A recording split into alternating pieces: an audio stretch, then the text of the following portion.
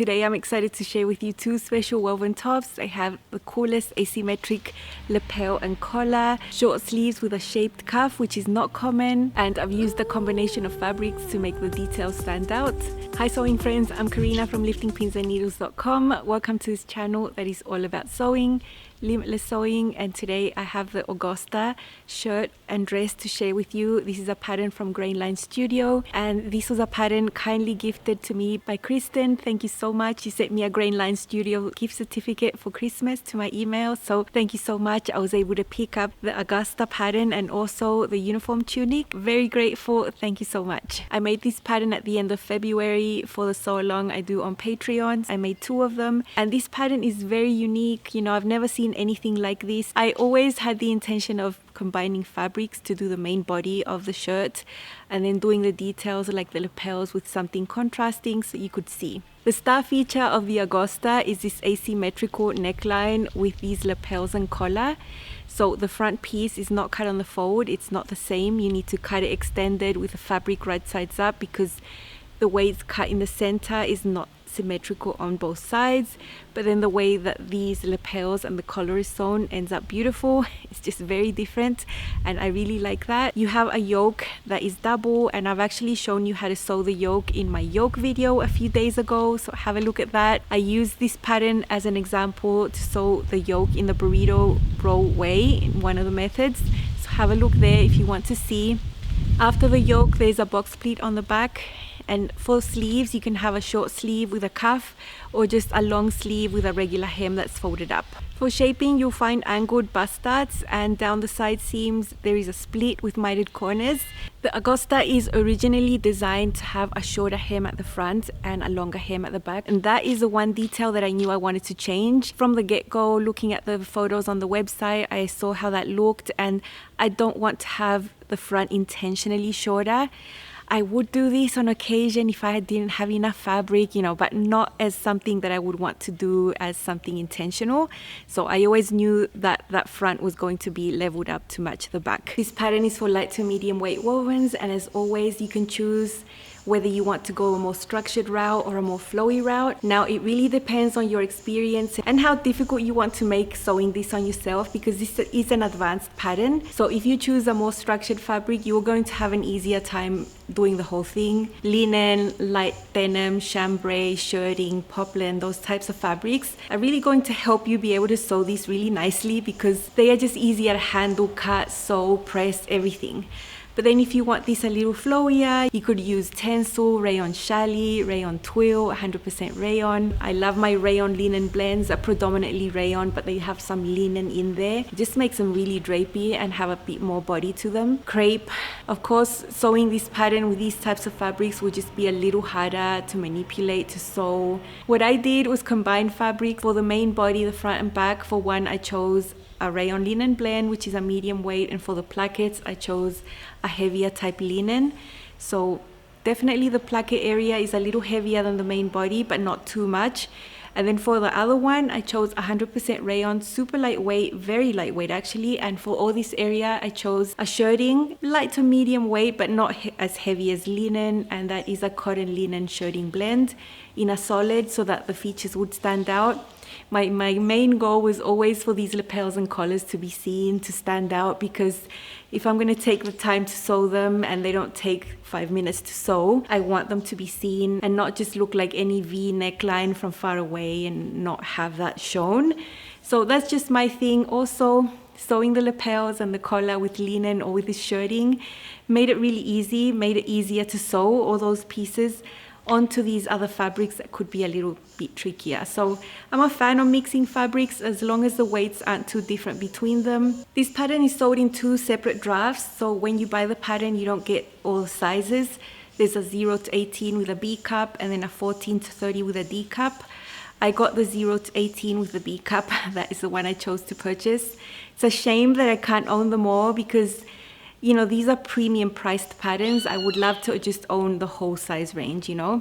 The feet is super relaxed at the waist and the hips. You have a bust dart there for shaping. In my case, I'm sewing a B cup dart, and I think I can get away with that because I'm just a C sewing cup. I could have also chosen the other draft that has a D cup. I don't know, I was torn because I think both of these drafts could work for me. I'll show you on a chart here what I did to choose my size. You know, I take this process pretty seriously. I like to know the exact numbers. I don't just choose randomly, you know. My measurements put me between the 16 and the 18, just slightly over the 16. So you can see them circled there. Taking size 16 as an example and comparing finished garment measurements of the actual pattern, I come to the conclusion that this is designed to have 9 inches of positive ease at the bust and at the hips, which is a little bit much for what I like. So I looked at the measurements on size 14, what they were, and that ends up being 6 inches of positive ease compared to my body measurements. So I thought that was fine. I think 6 inches at the bust and the hips would be perfect. There are splits on the side, so I wasn't concerned that this wasn't going to fit me at all. Now, when you size down, one precaution that you need to take is the armhole and what size sleeve you're putting in there. If you regularly need to do full bicep adjustments, it's not a decision that, you know, will just be made slightly fast. There wasn't any finished garment measurements for the biceps here on this pattern, but before I cut out my fabric, I did measure the bicep on the sleeve pattern and thought that's fine. I'll have a bit of ease in there. I'll be fine with a size 14 sleeve and not the size 16 sleeve. But then I ended up having troubles down the line. So just be careful when you size down. Consider the bicep if it's something that you usually have issues with. I never have to do a full bicep adjustment, so I wasn't really that concerned about it, although it was at the back of my mind, and that's why I did measure the sleeve. And I actually put the sleeve on while I was sewing it and thought, yeah, it's all good. For fitting adjustments, you know, I like to measure the lengths, the bust heights, all those things. This bust dart is angled. It's not straight across to the bust point. It's coming from below, directing towards the bust point. So I measured that, and mine had to be 1.25 inches lower. So instead of cutting out the rectangle and doing the whole lowering, you know, it's you can choose what you want to do, but sometimes you can just drop that tip from the original dart to the height that you need. That's what I did. Keep the dart legs the same and just re-angle them. I had to do that on both sides because this is an extended front piece, so I had to make sure that the adjustment on one side was the same as on the other dart on the other side.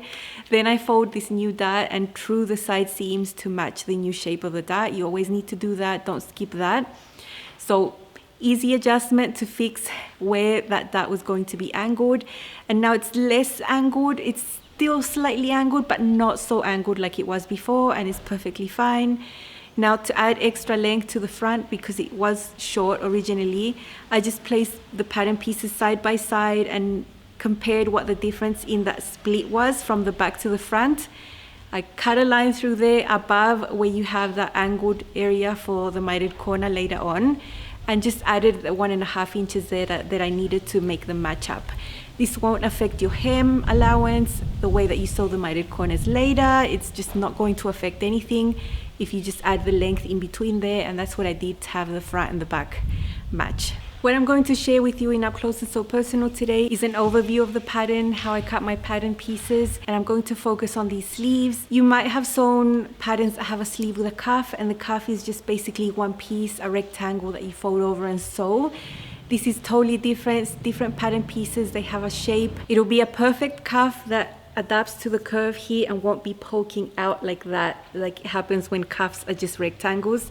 So very interesting, not something I've ever shown. I'll show you how I troubleshooted the issues with the bicep and how that ended up being not the fit that was comfortable for me and how I fixed it. So very practical. Let's see. I bought this little remnant of a printed linen a long time ago because I like the print, and it's 1/2 yard. I'm just loosely placing the pieces I want to have as a contrast. I know I'm going to have enough. I have extended my pieces so that I can just cut them without putting them on the fold. I think that's always more accurate for me. So I have an under collar that will not be interfaced, and I have an upper collar that will be interfaced. The only difference with this one and this one is that this one is about 1/8 of an inch narrower when you compare them, and that will just help the seam roll to the back. And then I have these lapel pieces. So they are asymmetric, they are not the same. This smaller one is the one that goes on the left. You need to cut 2 of them, and one of them is interfaced. And the right lapel is wider and longer. It's just very different. You also need to cut 2, one interfaced. I have the 2 lapel pieces here. This is how you'll see the pattern pieces printed.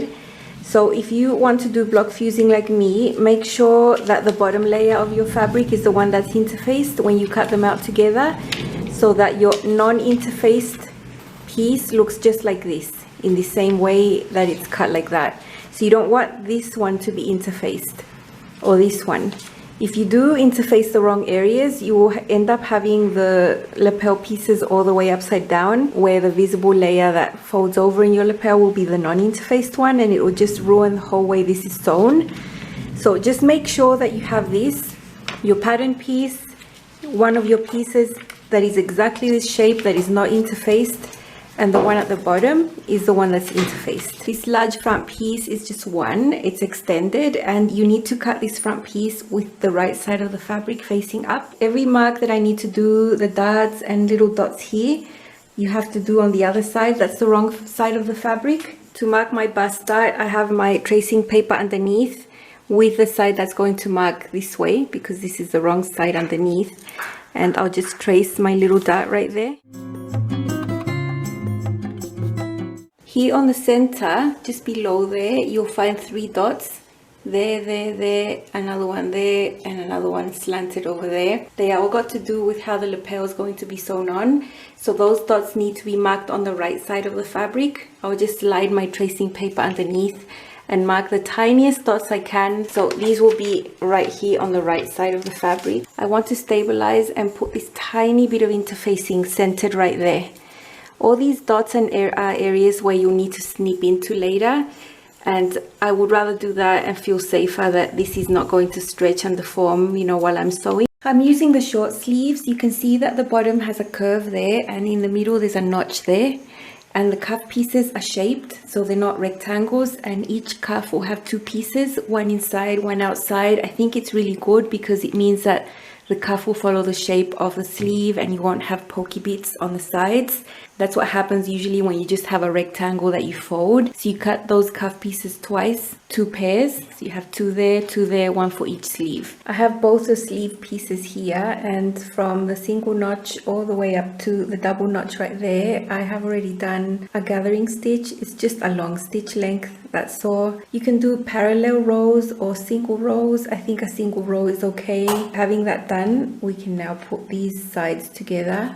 Remember, your fabric here is right sides together, and we can just sew this little seam. I will be sewing and then serging these together, and once these little seams are sewn, we can unite the cuffs.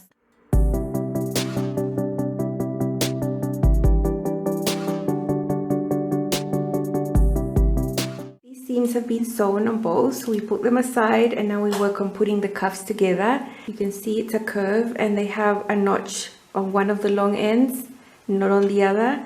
Just fold them and match the short ends right sides together, and we have to sew these 4 little seams and press them open. You don't need to finish these seams because they will be inside the cuff.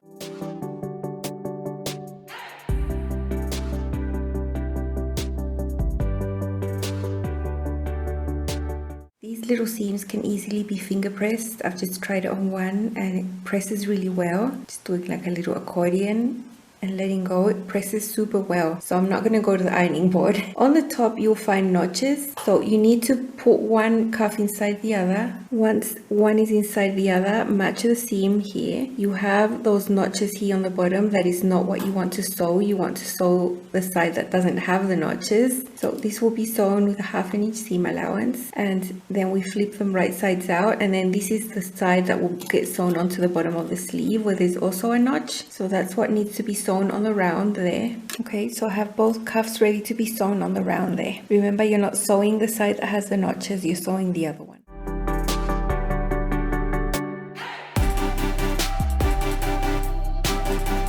This is how one of the cuff looks when it's already been pressed. Now, one thing I should have done before pressing, but it's never too late, is to make the seam allowance smaller. And then we're going to pick any of these sides and understitch.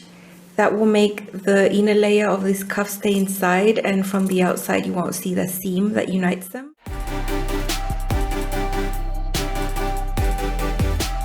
I'm going to choose this side to be on the inside, so I'm going to understitch the seam allowance there. So I have my seam allowance going this way in this case.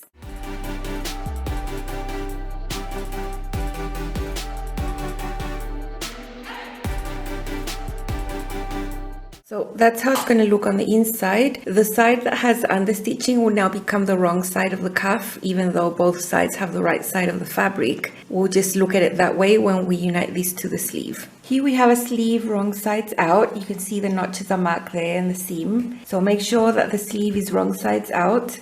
Take your cuff. The layer that has understitching there will be the wrong side of the cuff and the smooth side will be the right side. So you need to place this right side of cuff to wrong side of the sleeve. So you have both wrong sides of the cuff and the sleeve facing up, and then you align these here. When you're doing this, it will seem super wrong, like it's just totally wrong. But then the cuff will be folded up later and that will be hiding that seam. On the sleeve you have that notch, and inside your cuff pieces you have the notch there to match. It's about the half point of the sleeve. So wrong side of sleeve facing up. We have the side that has understitching facing up.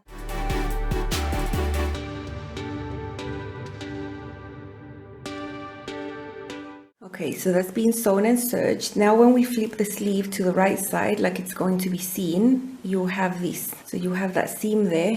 And what needs to happen now is that the cuff will be folded up when you're wearing it. So that's how it's going to look on the outside. It's clean inside, and then the seam is hidden there. I think it's really nice, it's really neat.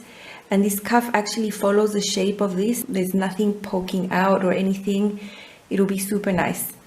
So that's a completed sleeve. Having the top wrong sides out, the sleeve right sides out, we can then match the notch here. There's the double notches here that will match the notches there.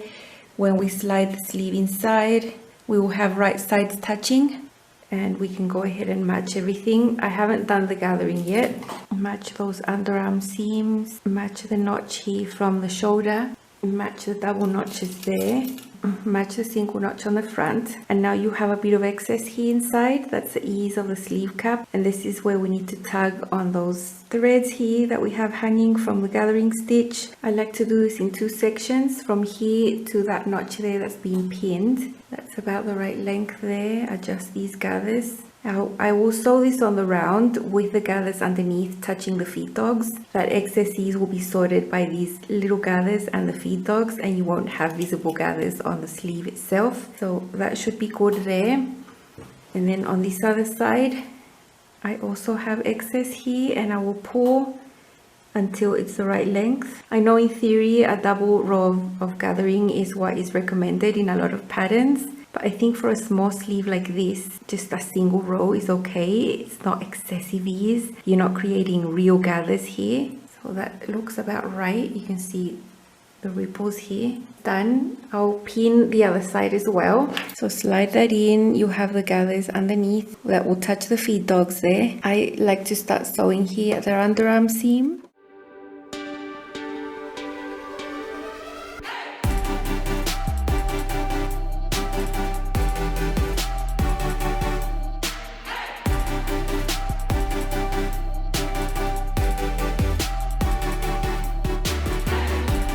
Let's have a look if we have any puckers here. Little tiny pucker right there, tiny one.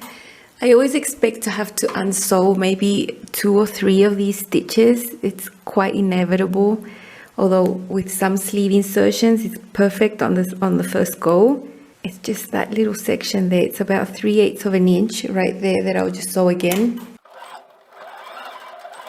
Okay, that's good, that's better. Okay, let's look here on the right side. It looks pretty good. With all these layers and the cuff folded up, it feels a little snug here. It does actually feel snug. Although I can still put my fingers in, I still have maybe an inch of ease here. It's different if you just pull the cuff all the way down and you don't have all them layers. 2 layers here plus the layer, so it actually does make it smaller there. So I think with the cuff down it's way more comfortable. Maybe for the next one I will do a small bicep adjustment on the sleeve, just because I know the effect that the cuff has, and I like it. I like the cuff folded up. So yeah, that's one thing that's a bit of a surprise. It's a very closed armhole. I could definitely just make this sleeveless if I wanted to without needing to do any adjustments. There's no gaping armhole, nothing like that. So it's always good to know. I always do my try on because I know eventually I want to make things sleeveless, although this is ready to have the sleeve put on. So when I tried my other one on and noticing that the cuff felt a little snug, I sewed the cuff onto the sleeve differently. I sewed the cuff right sides together with the sleeve. And in essence, this will just extend the length of the sleeve and it'll look like it's got a cuff, but it won't be folded up. So if I slide this into my arm right there, you can see it's much more comfortable, more ease there. So this is the way I'm going to finish this one, so it's more comfortable. I've decided to unpick my cuffs and just sew them the other way around so that they just turn out like an extension of the cuff, as you saw that I did with my other rayon version. This is how they are now. That's the seam there, and when you fold the cuff, it will just come over like this. But there's so many layers here. There's 1, 2, 3 layers. That's not so much the issue, but the layers right here, like where this joins, there's actually 5 layers here. The 2 from there plus the other one, and then the folded. It's just so many layers right there, and it actually does make the circumference right here smaller. I would do a sort of moderate full bicep adjustment on the sleeve for sure if I want to sew it again, so I'll keep that in mind for next time. But I really want to wear this comfortably, so this is going to come off. On my serger, I am usually able to find the thread where I can just start pulling it and taking it out. Okay, I think I found the thread that I can just go ahead and start pulling. I do it in sections and it usually works out okay. So if I'm able to pull this whole thread out in one go or two, then the whole thing just comes off. I was able to pull that thread, and now look at this. All these other ones, they'll just come flying right off. So I don't really think unpicking a serged edge is terrible for me. It's not like a tragedy, something that I wouldn't want to do. I just do it. So now that that serged edge is gone, I can just unpick this regular stitch there and flip my cuff around so I can sew it the other way around. Okay, I have my sleeve right sides out. The raw edge is there again. There I have the sleeve seam. My cuff now, I'm going to sew it right sides together. Now both of the layers of my cuff have the right sides out, but there's one that has the understitching right there on the edge, so I'm calling this the wrong side. That's how I know. So I'll just align this now, putting the cuff over the sleeve and sewing it on the round. Once this is sewn like this is the understitched area that will be to the inside, and this cuff will basically just be an extension of the sleeve and it won't be folded up, and the seam will be hidden in there. This is how I'm just going to have a longer sleeve and not all that bulk that was happening when this was folded up. And this is how I'm going to get this piece to be nice and comfy and wearable for me. This top does have some top stitching on the hem and other places, so I'm thinking top stitching on this cuff will complement it and help it lie flat. So I'm going to push the seam allowance up like this and then just edge stitch right there. It is solid, you'll see it, it'll be part decorative and part to keep the seam flat like that and not annoy me, you know, inside touching my arm.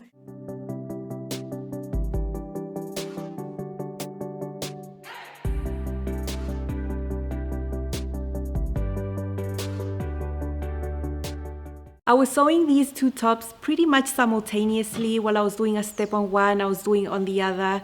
I was using navy blue thread for everything, so that wasn't an issue. I could just swap back and forth from one to the next. The main fabric of the body is a navy, and then this linen that was a little remnant I had is also navy, but a darker shade of navy. I didn't really mind because there's other colors that are super pretty that just make this work, and I like it. You know, it might not be for you to mix prints like this, but it's what I like and I'm happy to wear this. I've got the contrast yoke at the back. The collar is so neatly sewn. I love the technique. It's so fun to sew, so different.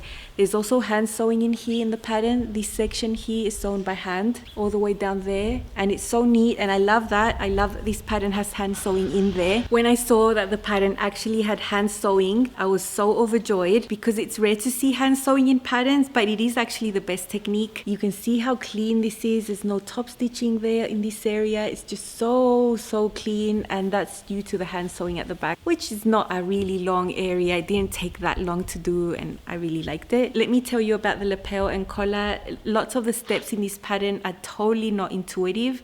Like your brain's telling you maybe no, that's just has to be the other way. No, you have to follow the instructions and they are very good. The instructions are awesome. Now on the Grainline Studio YouTube channel, there is a full video sew along as well with detailed instructions. It's not the way I sewed on the lapels and the collar. I did group some steps together and just tried to simplify it the way I did it. Let me tell you about this tip right there. You'll find on the pattern that there's a dot there, and that dot, I ended up realizing it needed to be 1/4 inch higher than the dot on the pattern. And it's because the bulk here, there's several layers. This is coming over the front on top of these layers, which ends up making the place where this corner reaches that area a little shorter than what it is on the pattern. Those dots on the pattern are based flat pattern measurements of paper that don't have bulk like fabric layers do. So I saw that consistently with both of the ones I made, the dot right there, which is one of the last steps that you do when you're top stitching this. Just needed to be about 1/4 inch higher, and that is actually where this actually ends up being, not lower like that. If you try to force this down to that dot, you're going to end up with puckers right there, and it's not good. These are the famous cuffs. Now I had tried on my sleeve before putting on the cuff, and I was just slipping it on myself, and I was thinking, yep, it's fine. And you saw that I did that with my other Rayon version when I showed you my fitting clip. And I thought it was perfectly fine, and it was. It's just all the layers that are here in the seam when they were folded up. It's amazing how much 5 layers of fabric in that specific area can make the circumference smaller. So I found that by trial and error, actually, when I had the thing finished. I'm folding it out, I'm like, what? This wasn't like that. It didn't feel that tight. So yeah, there was a way to fix it, and I just sewed it on like an extension to the sleeve. It's still very pretty, nothing wrong with it.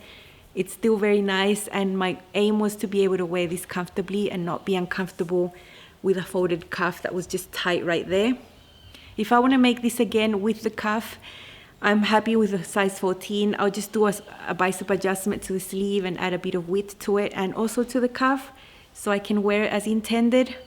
But I'm not mad at this. This is perfectly fine.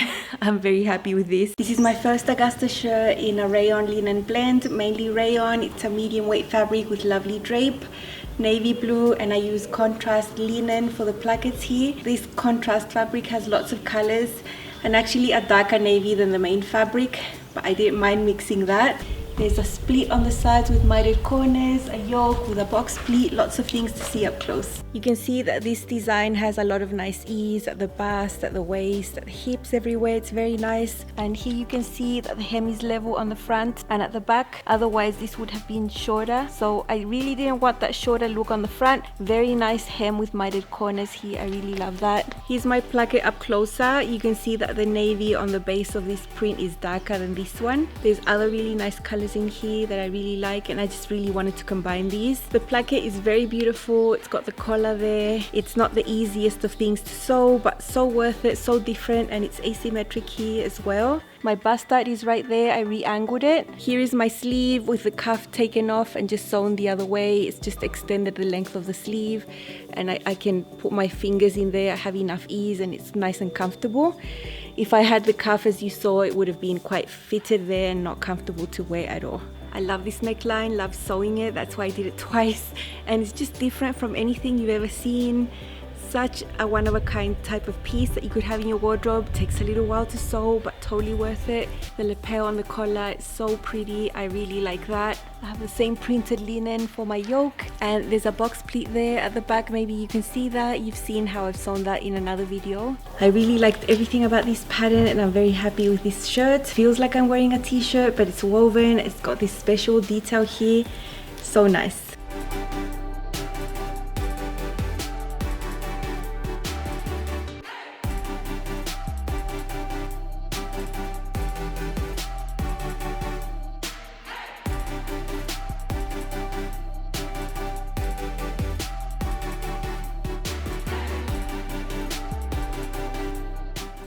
This is my second one. I was sewing them together. This one feels so much lighter on, and it's because the fabrics are lighter weight. And this rayon is so pretty. I will show you up close. It looks like it's denim, and it's got tiny, tiny, tiny polka dots and different shades of blue and these flowers. And this fabric came to me as a gift from my friend Claire from Penguin and Pear. She made a garment with this last year. I think she made a cami top, and I commented, I really like your fabric. and she had yardage. She had a lot of yardage, and so she decided to send me, I think she sent me 2 meters, but it was enough to make this, and I still have a little bit left over. It came in an envelope from the UK. It took months, like 3 months to get here. And yeah, when I got it, I just made it up immediately because I really like it. And I love the combination here with the navy blue shirting. For this one, I didn't need to unpick anything because when I noticed the issue I was having with the sleeve on the other one, I hadn't sewn these sleeves on yet. So I just went ahead and sewed the cuff like an extension here. So nice, I really want these details to show, and doing this lapel with the cotton shirting was so much easier than if I'd done it with the rayon. With rayon, oh my gosh, it would be doable. I would be able to do it, but I know it would have taken me way longer. And I've also got the contrast here. It's all the same, so lovely. My second Augusta shirt, this time in a really lightweight rayon, 100% rayon. And I've got a shirting here that is a mix of cotton and linen on the lapels. Same length, same everything. I was sewing both these versions almost simultaneously using the same color thread. I've got the same adaptation to just even out the front hem to the back. Simple outfit. I really like dressing like this.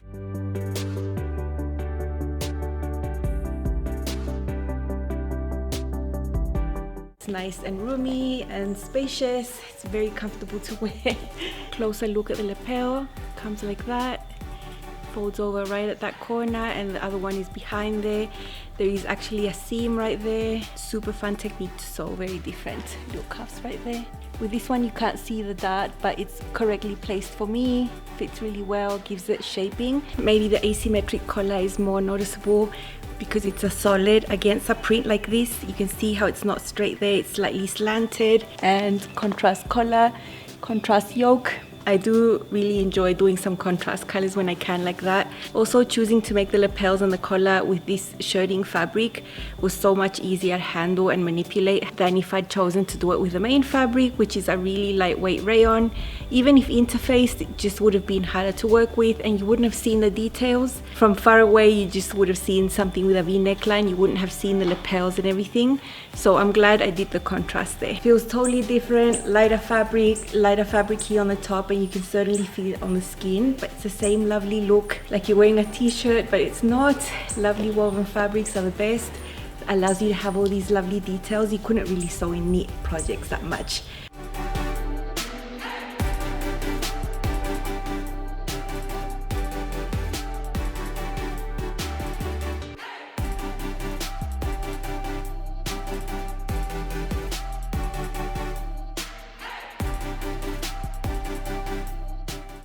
I really enjoyed sewing the Augusta.